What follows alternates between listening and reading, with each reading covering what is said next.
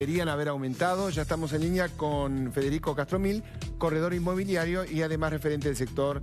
Federico, gracias por atendernos. Hola. Hola, Guillermo, ¿cómo estás? Bueno, con Marina con algunas preguntas. Varios aquí son inquilinos. ¿Cuánto aumentaron? ¿Cuánto deberían haber aumentado?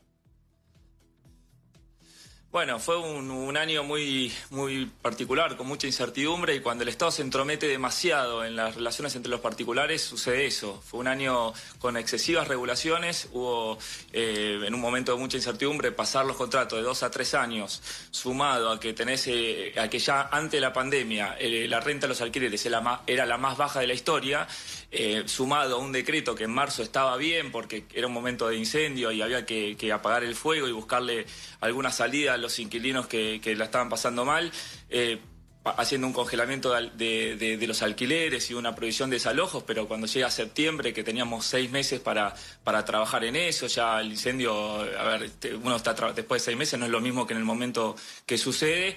La única idea que se cae es extenderlo hasta febrero, y hoy por hoy tampoco hay ninguna resolución. Todo ese cóctel explosivo sucede que hace que los propietarios, que no dejan de ser argentinos, que invierten en el país, obviamente pongan muchas veces sus propiedades a la venta o lo traten de destinar a otros destinos, como a ver, intentaban que sea el turístico, pero con la pandemia no hay. Entonces, hoy por hoy hay un récord de oferta de venta y lamentablemente una disminución en alquileres con destino habitacional, que eso le afecta directamente a los inquilinos. Nosotros estábamos hablando de esto, que es un 61% más caros en un año, que es casi el doble, de hecho el doble de lo que correspondía al respecto de la ley. A ver si nos entendemos y estamos en el mismo punto. Aquellos que hayan subido su alquiler un 61%, si lo hicieron dentro de un contrato vigente, ¿están fuera de la ley? No, por supuesto. A ver, esto se refiere, y todos los índices son de contratos nuevos, de renovaciones, donde las partes pactan directamente justamente el nuevo monto. El problema es que cuando vos pones un solo monto, un solo índice, como quedó en el destino habitacional, no así en los comerciales o oficinas, que las partes libremente pueden pactar, cuando tenés un solo índice que va a ir a 3 años, eso asusta a ambas partes, porque no se sabe si la inflación va a ser mucha o va a ser poca, o si el índice no va a ser tocado o va a ser el real.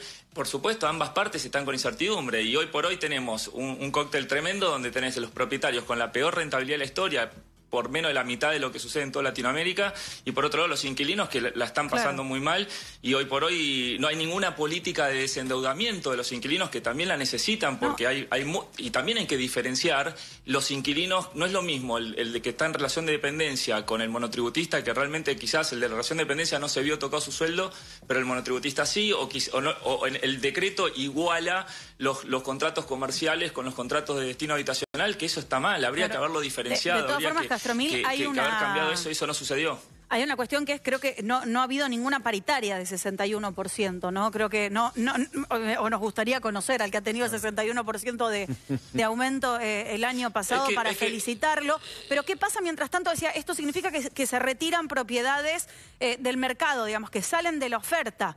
¿Hay menos propiedades para alquilar?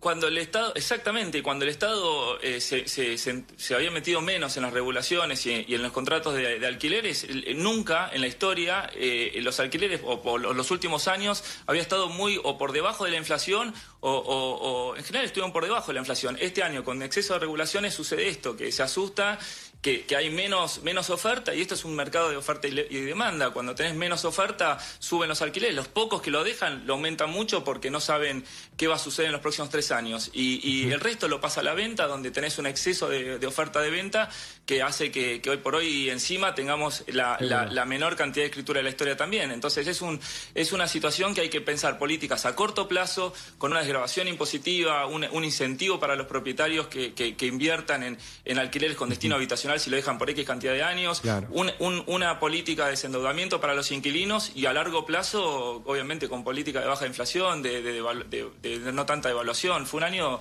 realmente, más allá de la pandemia, nosotros ya veníamos desde hace 30 meses con una caída ininterrumpida en el sector. Federico Castromil, muchas gracias. No, por favor, a ustedes, muchas gracias.